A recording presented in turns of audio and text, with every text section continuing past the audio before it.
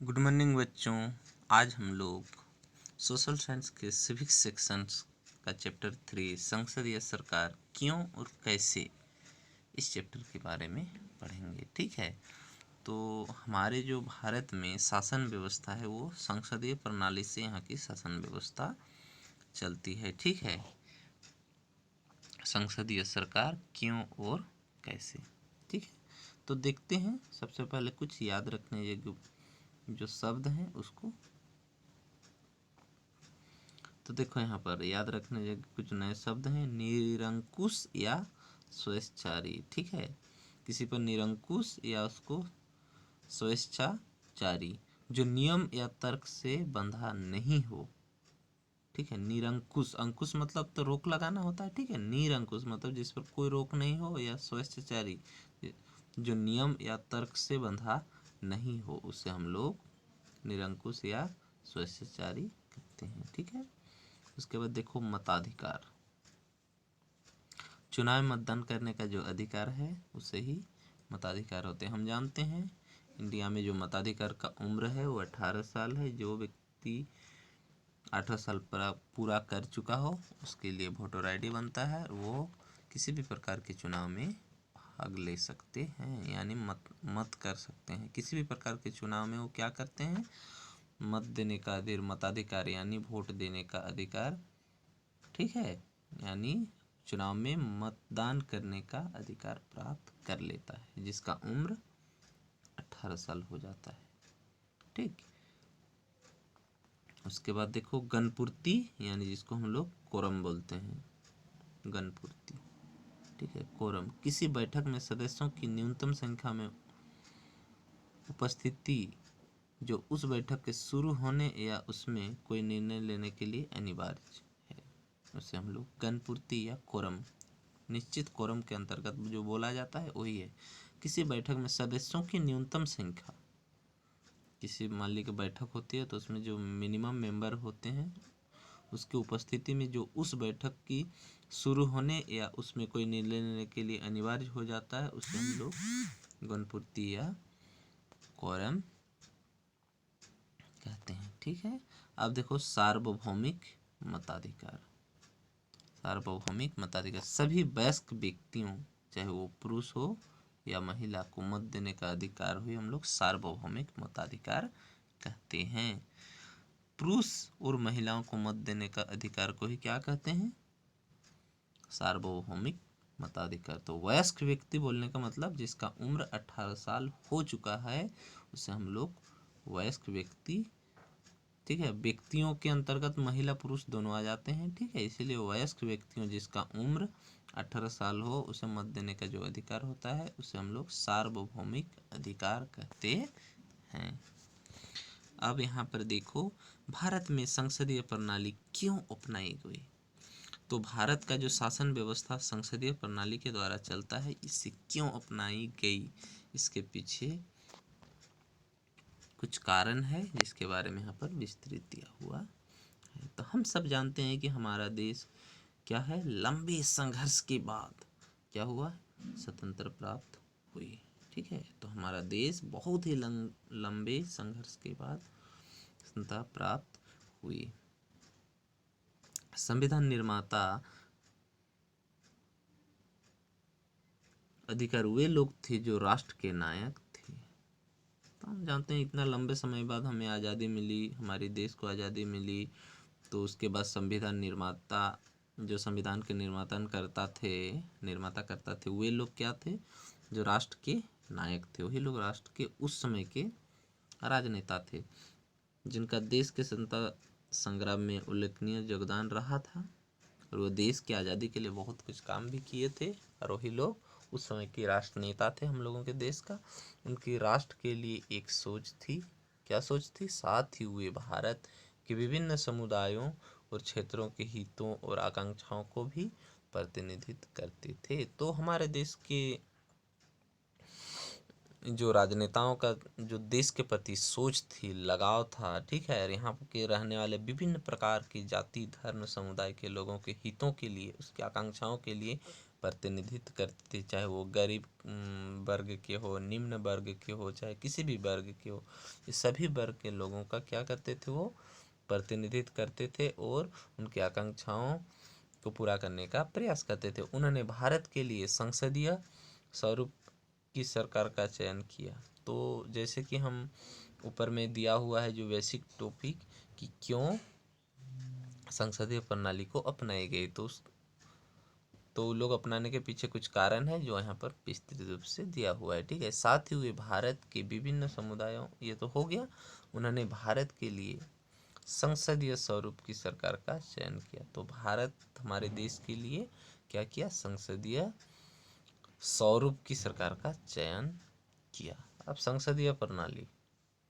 संसदीय प्रणाली मंत्री परिषद के सामूहिक उत्तरदायित्व। ठीक है, संसदीय प्रणाली में क्या होता है, मंत्री परिषद के सामूहिक उत्तरदायित्व, किसी एक व्यक्ति के हाथ में न होकर उसमें कुछ सभी प्रकार के विभाग में विभिन्न प्रकार के मंत्री रहेंगे और उन सभी के सहायता से क्या होगा, देश का शासन चलेगा।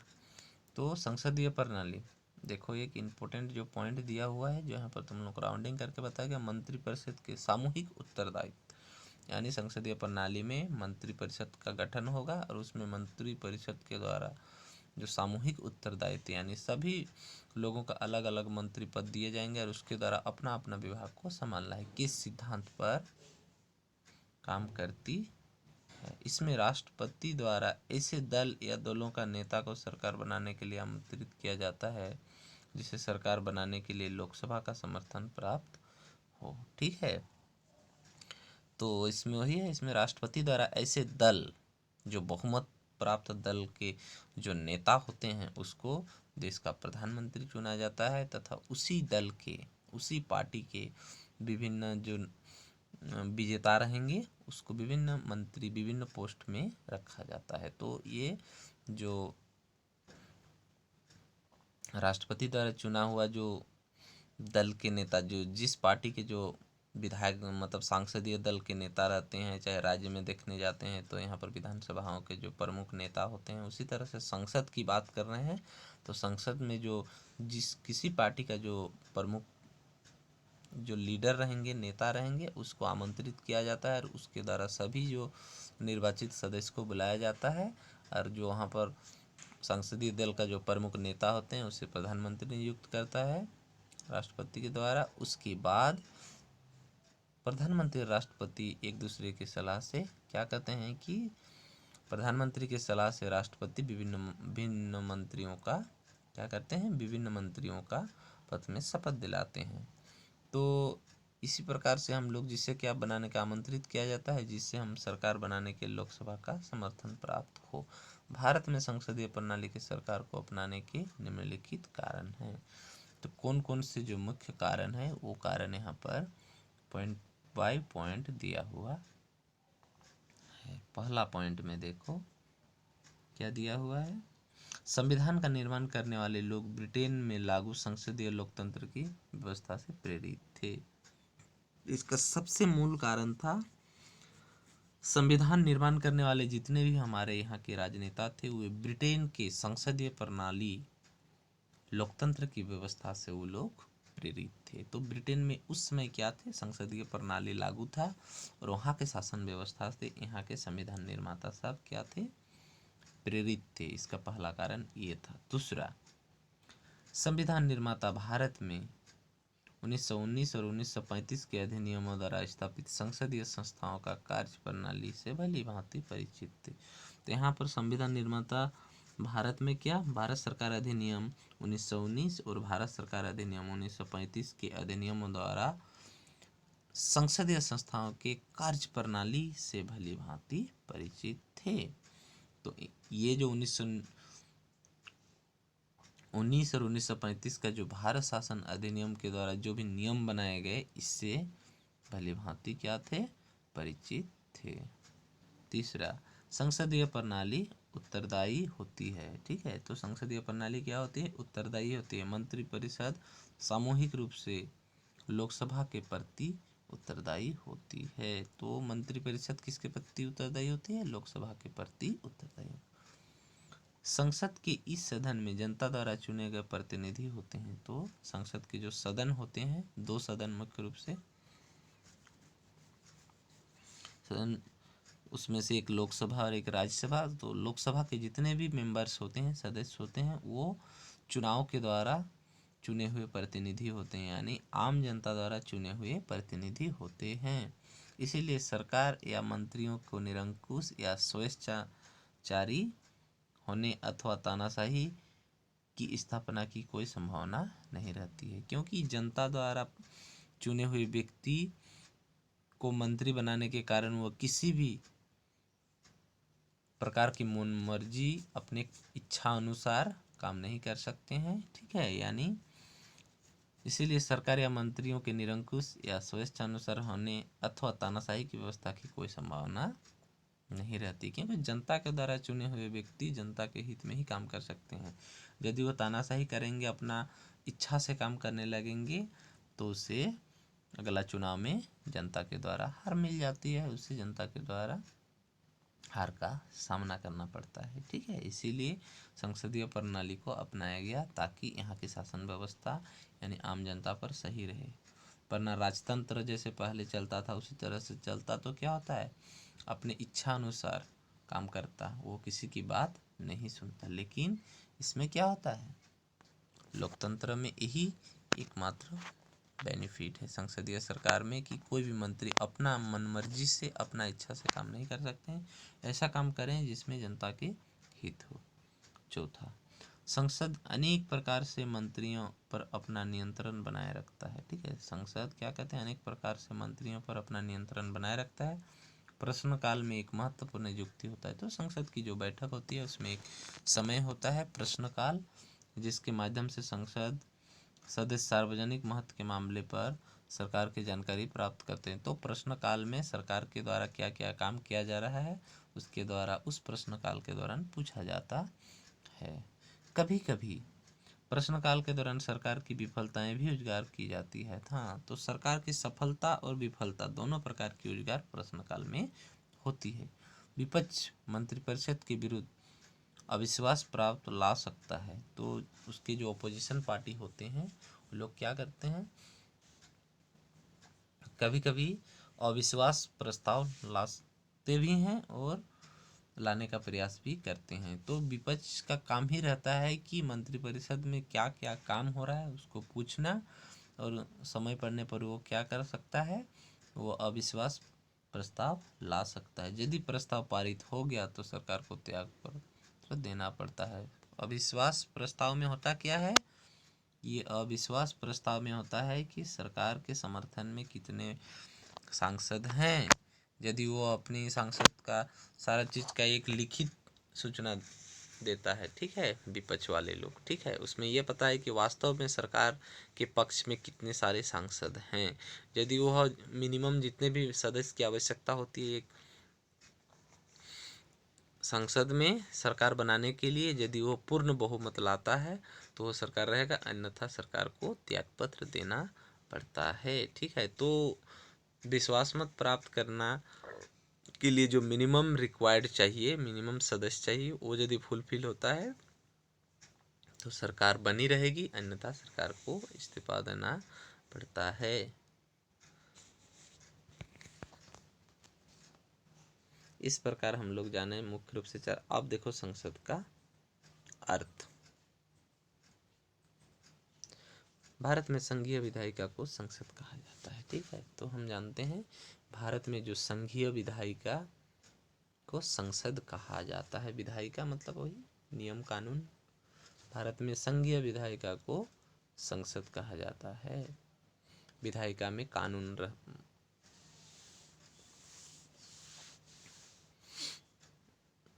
सभी कानून या लॉ लिखा हुआ होता है। देश में कानून बनाने या उसमें परिवर्तन करने का अधिकार संसद के पास है। तो हमारे देश में जितने भी प्रकार की कानून बनाने तथा उससे परिवर्तन या उसे संशोधन करने का जो अधिकार है वो संसद के पास होता है।